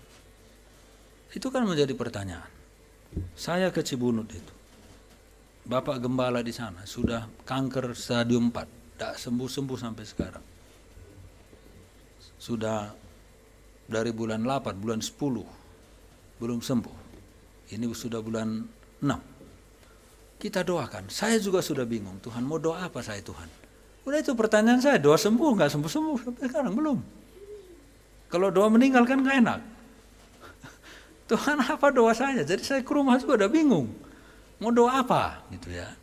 Saya bertanya, kenapa Tuhan? Tetapi satu hal. Dia tidak pernah bersungut-sungut. Tidak pernah bersungut-sungut. Bayangkan aja, kanker stadium 4. Dia bertahan. Padahal dia di rumah saja, nggak bisa kemana-mana. Waktu saya ke sana kemarin, dia bilang, ini tulang ekornya sudah sakit. Punggung panas, karena nggak bisa balikkan diri. Mau duduk juga nggak bisa duduk sendiri. Tuhan bagaimana ini Tuhan? Tapi saya lihat, dia tidak pernah bersungut-sungut, tidak pernah marah-marah. Itu saya lihat tanda kasih yang besar. Saya bilang ke dia, Bapak sudah mencari inspirasi bagi saya. Inspirasi bagi banyak orang. Dalam kondisi seperti itu, Bapak tidak bersungut-sungut, tidak marah-marah. Ada kasih yang kuat di dalam dirinya. Dan melalui dia sakit itu, saya semakin melihat betapa hebatnya kuasa Tuhan itu, kasih Tuhan itu bekerja di dalam dirinya. Itu menjadi inspirasi. Nah jadi Bapak Ibu, di tengah-tengah tekanan yang berat, masa-masa sukar, kita kadang bertanya, Tuhan di mana kasih-Mu? Tetapi masih ada orang yang bisa merasakan itu di tengah-tengah kesulitan seperti Bapak yang saya bilang tadi. Dia tidak pernah bersungut-sungut, dia tidak pernah marah-marah. Tidak pernah. Dan itu kemudian saya lihat, inilah orang yang sungguh di dalam Tuhan. Dia tegar, dia kuat, dia tetap bisa menunjukkan kasih sayangnya. Walaupun dalam masa-masa yang sangat sukar. Dan tentu saya takut kalau saya nggak siap lah saya diperhadapkan dengan situasi seperti itu. Nggak akan siap. Tetapi saya lihat dia begitu tegar. Ya tidak membebani siapapun. Ya jadi Bapak Ibu, kita juga bisa. Ya kita juga bisa kuat tetap mengasihi walaupun ada tekanan-tekanan, ada masa-masa sukar. Tapi justru di dalam adanya tekanan, ada masa sukar, kita harusnya bertumbuh di dalam kasih. Bukan berhenti, bukan menyalah-nyalahkan Tuhan, bukan mencari kambing hitam, bukan mencari-cari alasan.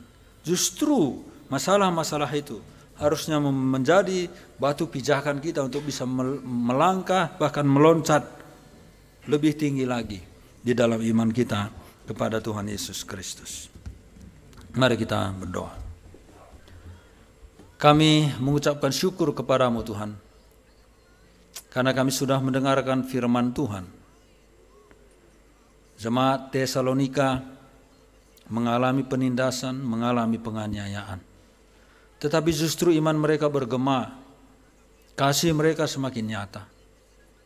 Namun walaupun begitu, firman-Mu mengatakan, agar jemaat itu semakin bersungguh-sungguh lagi di dalam kasih.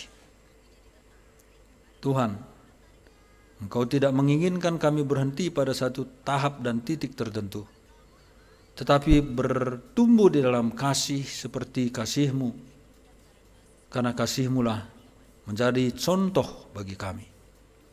Karena itu tolong kami, agar kami tetap bisa mengasihi, walaupun kami mungkin mengalami ketidaknyamanan, ketidakpuasan, tekanan-tekanan karena iman kami kepada Tuhan. Tapi mampukanlah kami terus untuk mengasihi. Kami juga berdoa agar Engkau menolong kami, agar kami bisa berkembang dalam pengertian dan juga dalam pelaksanaan dari kasih itu sendiri. Kami adalah anak-anak-Mu, di mana Roh-Mu ada dalam diri kami yang memampukan kami untuk terus melangkah maju, bertumbuh. Karena itu kiranya kami belajar untuk mendengarkan suara-Mu dan tambahkanlah kasih di dalam diri kami. Kami mohon belas kasihan-Mu. Terima kasih ya Bapa yang baik. Kami juga berdoa supaya Engkau terus membuat kami mengingat firman-Mu, bahwa akhir kehidupan kami, Tuhan sudah menyediakan hidup yang kekal. Kami akan lepas dari murka Allah, dari penghukuman Allah, seperti firman-Mu katakan. Dan itu sangat berbeda dengan orang-orang yang tidak percaya kepada Tuhan, di mana mereka akan berada dalam murka itu. Karena itulah, supaya kami juga belajar mengasihi mereka, mendoakan mereka, dan bahkan semampu kami memberitakan kasih-Mu kepada mereka. Terima kasih Bapak yang baik. Terpujilah Engkau. Di dalam nama Tuhan kami Yesus Kristus kami berdoa. Amin. Silakan.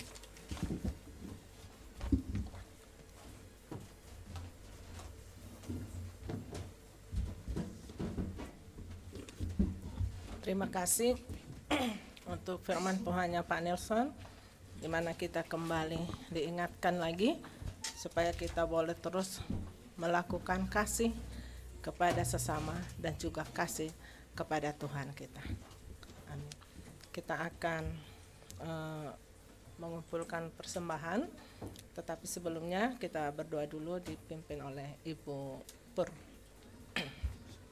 Mari kita berdoa.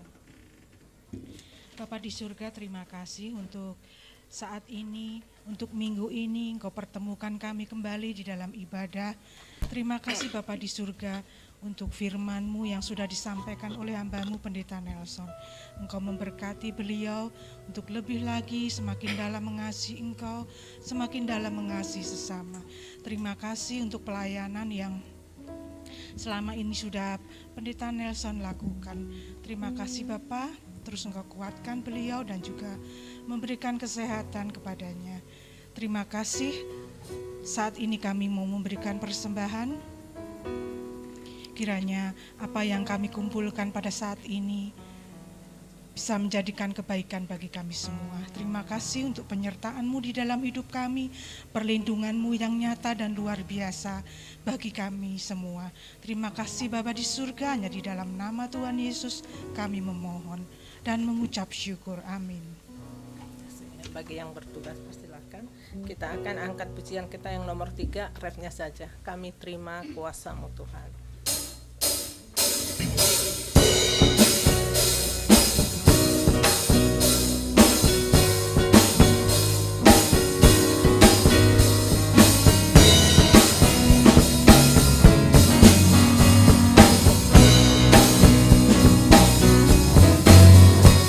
Kami terima kuasa-Mu Tuhan, kami terima kemenangan yang Engkau sediakan.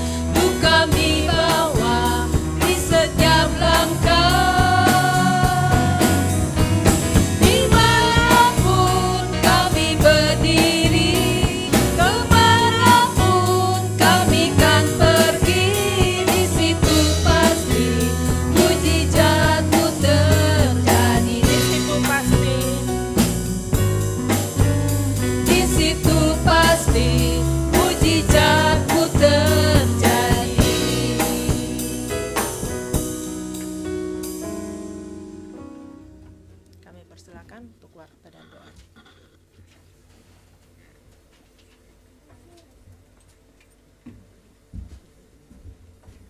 Ya, terima kasih Pak Nason untuk firman Tuhan. Memang kita yang percaya kepada Tuhan Yesus akan mengalami penderitaan juga, ya, dan juga masalah-masalah karena ada kelebihan kita.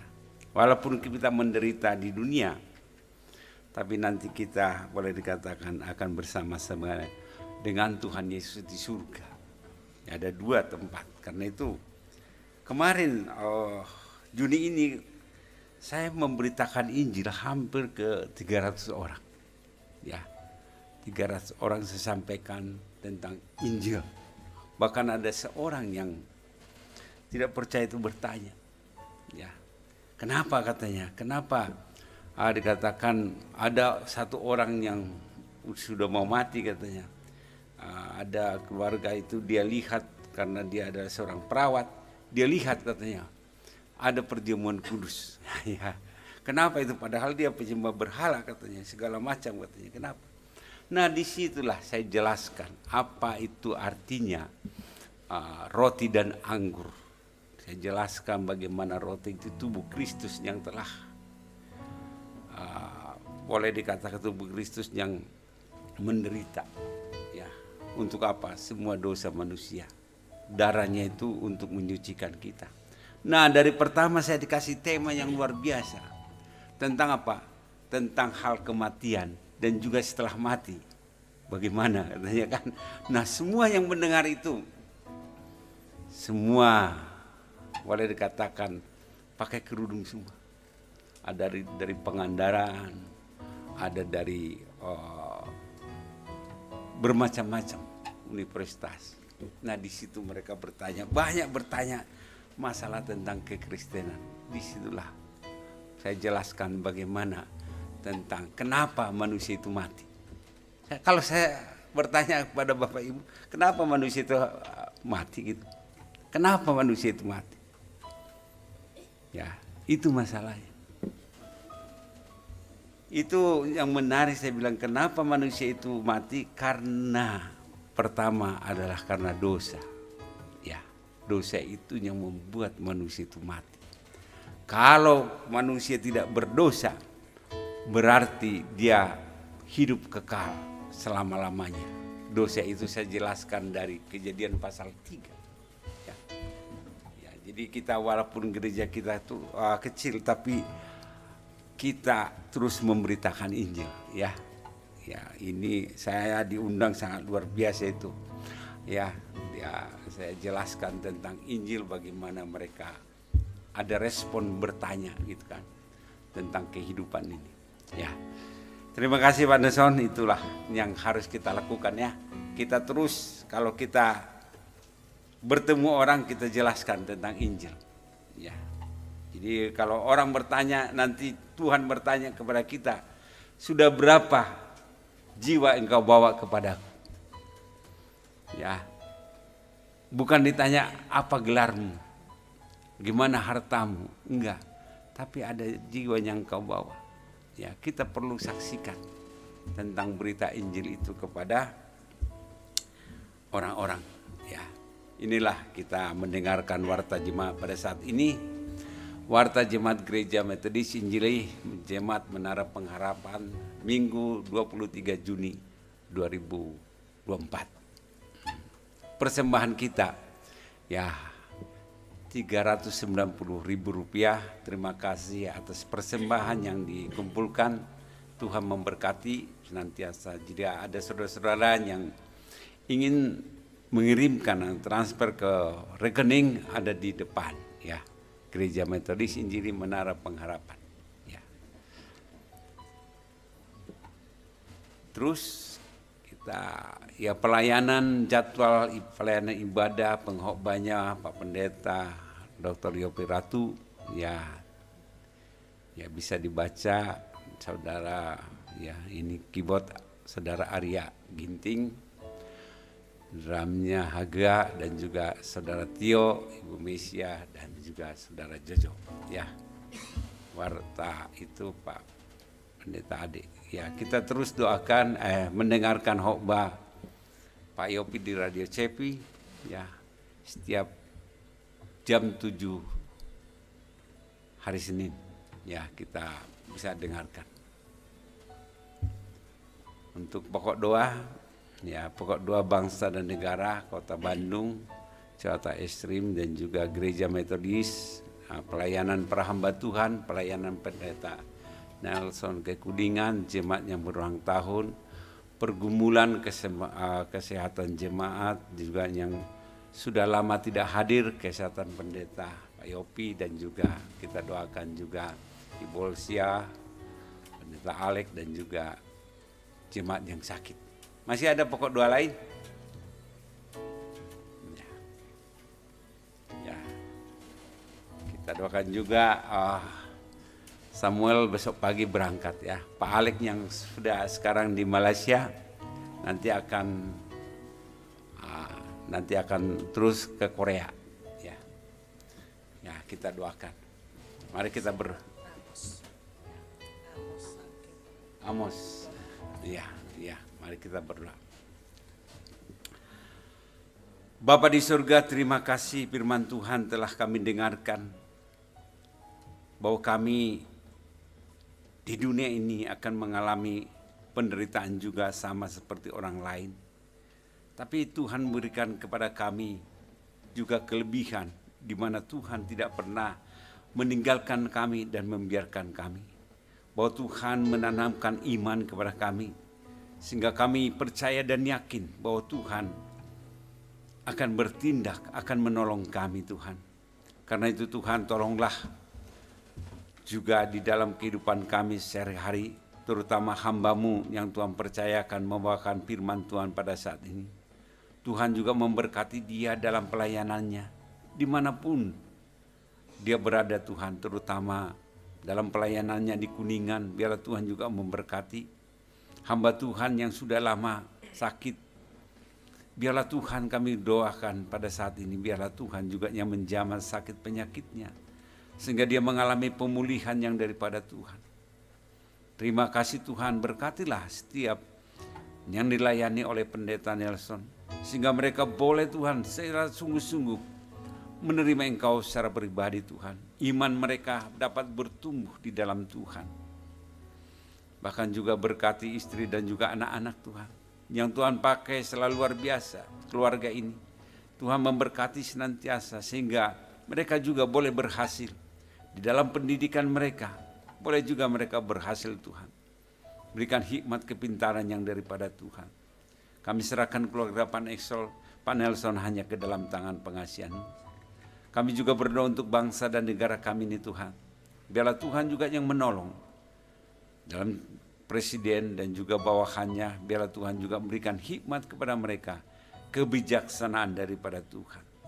Terima kasih Tuhan, dan juga pengganti Presiden Jokowi, kepada juga kami juga berdoa untuk Presiden yang terpilih Prabowo. Biarlah Tuhan juga yang menolong sehingga pada saat dia memilih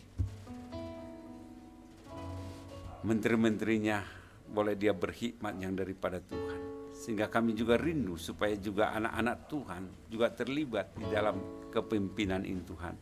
Sehingga mereka menjadi terang dan juga menjadi saksi-Mu di tengah-tengah orang percaya maupun di tengah-tengah orang yang tidak percaya. Kami juga berdoa untuk keamanan bangsa dan negara kami ini Tuhan.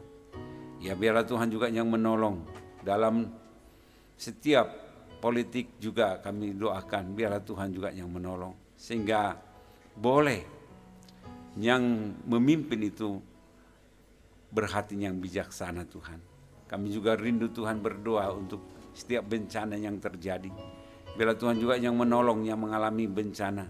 Sehingga Tuhan berikan mereka kekuatan dan juga pertolongan yang daripada Tuhan. Kami juga berdoa Tuhan saat ini Tuhan untuk masalah-masalah ekonomi, kami juga berdoa. Biarlah Tuhan juga yang menolong Tuhan supaya anak-anak Tuhan tetap Tuhan pelihara seperti bangsa Israel. Mereka Tuhan pelihara selama 40 tahun, mereka Tuhan tolong sehingga mereka tidak kekurangan. Karena itu Tuhan, anak-anak Tuhan juga Tuhan yang ada di sini, biarlah Tuhan juga yang menolong. Apapun masalahnya, Tuhan senantiasa menolong mereka Tuhan. Terima kasih Tuhan, kami juga berdoa untuk gereja Menara Pengharapan ini. Biarlah Tuhan juga yang menolong gereja ini Tuhan. Kami tahu dan yakin bahwa Tuhanlah yang mendirikan gereja ini Tuhan.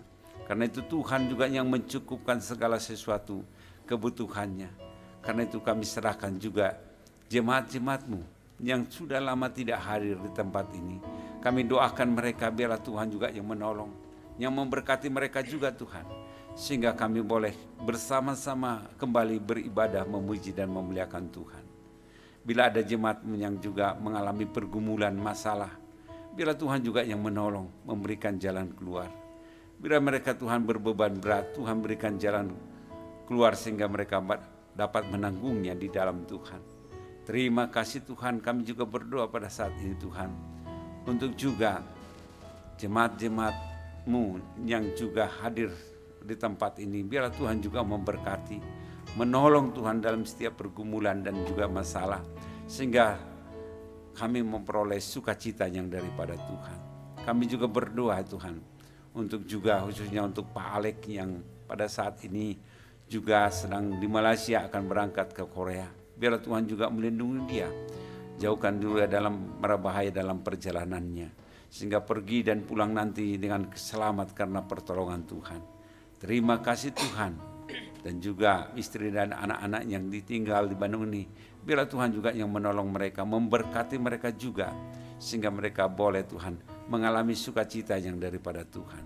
Terima kasih Tuhan. Kami juga berdoa untuk anak kami Samuel yang akan berangkat besok ke Singapura. Biarlah Tuhan juga yang menolong, sehingga pergi dan pulang dengan keadaan selamat karena pertolongan Tuhan. Terima kasih. Kami juga berdoa untuk hamba-Mu Pak Yopi dan juga Ibu. Tuhan juga memberkati mereka.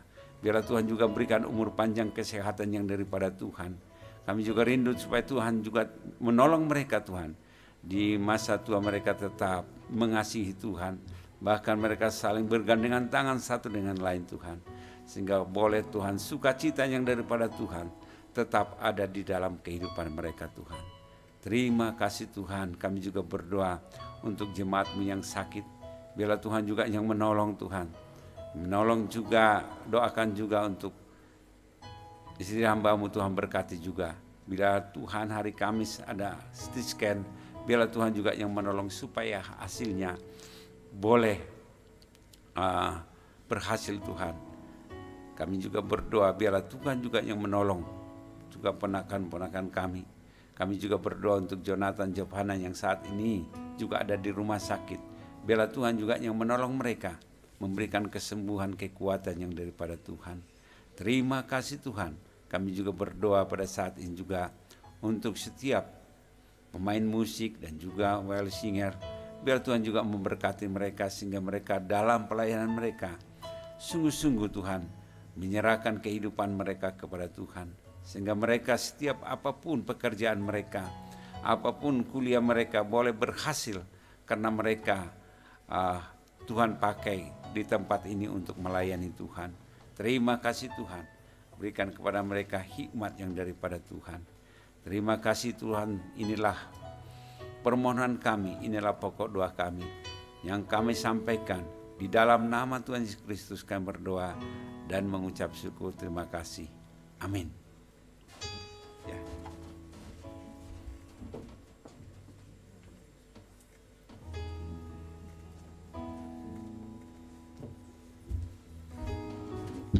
Jemaat Tuhan, saya undang semua bangkit berdiri. Mari kita bersama-sama mengakukan pengakuan iman rasuli. Aku percaya kepada Allah, Bapa yang Maha Kuasa, Khalik langit dan bumi, dan kepada Yesus Kristus, Anaknya yang tunggal Tuhan kita, yang dikandung dari Roh Kudus, lahir dari anak darah Maria, yang menderita sengsara di bawah pemerintahan Pontius Pilatus, disalibkan, mati dan dikuburkan, turun ke dalam kerajaan maut, pada hari yang ketiga bangkit pula dari antara orang mati, naik surga, duduk di sebelah kanan Allah Bapa yang Maha Kuasa, dan akan datang dari sana untuk menghakimi orang yang hidup dan yang mati. Aku percaya kepada Roh Kudus, gereja yang kudus dan am, persekutuan orang kudus, pengampunan dosa, kebangkitan daging dan hidup yang kekal. Amin. Saudara-saudara yang dikasihi Tuhan Yesus Kristus, arahkanlah hati dan imanmu kepada Tuhan. Terimalah berkat dari Dia. diberkatilah engkau, diberkatilah anak-anakmu, diberkatilah keturunan-keturunan berikutnya, diberkatilah kesehatanmu, diberkatilah pekerjaanmu, diberkatilah masa depanmu, diberkatilah usahamu, pendidikanmu, dan diberkatilah engkau di luar rumah maupun di dalam rumah. Diberkatilah kemanapun kau pergi, dan setiap usaha yang kamu lakukan diberkati oleh Tuhan. Dan biarlah berkat-berkat ini akan terus menerus tercurah di dalam kasih karunia Tuhan Yesus Kristus, di dalam pemeliharaan Bapa, dan juga di dalam tuntunan, bimbingan, kekuatan, dan penghiburan dari Roh Kudus. Mulai hari ini sampai Tuhan datang kembali. Maranatha. Amin.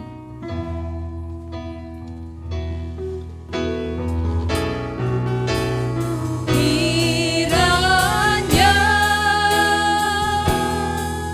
Engkau memberkati aku berlimpah-limpah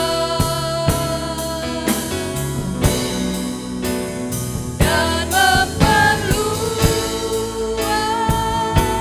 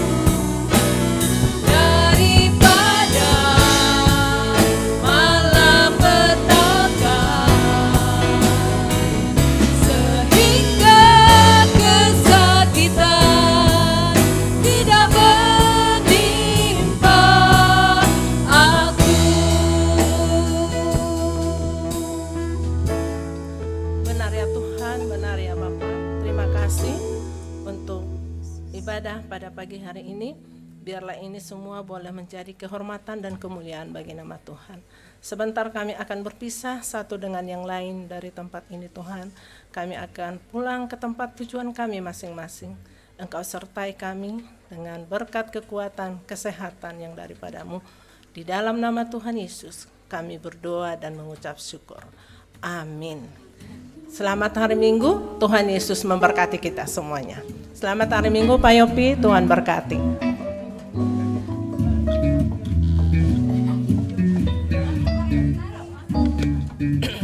Tuhan berkati.